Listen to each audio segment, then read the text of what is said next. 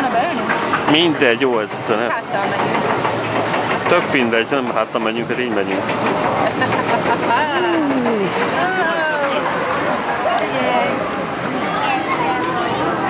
Szerintem megint megyünk még egy kört.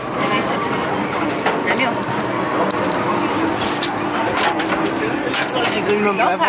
Ja? Wow! Nem vagyunk elég nehezek. Ja. Nem ettünk elég sniccel.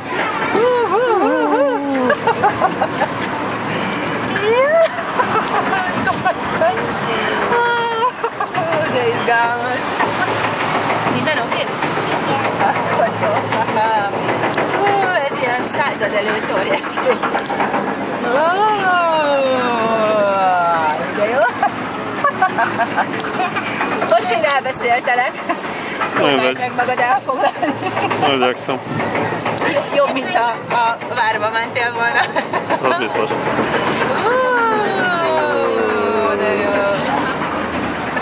Na, erre ült fel a Marcel a feleségével. Vánzi!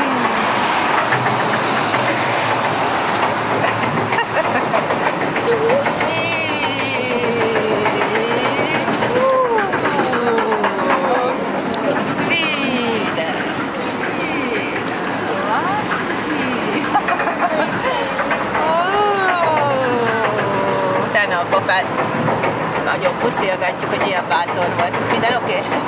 Oké vagyok. Tessék? Nem körbe megy, úgyhogy...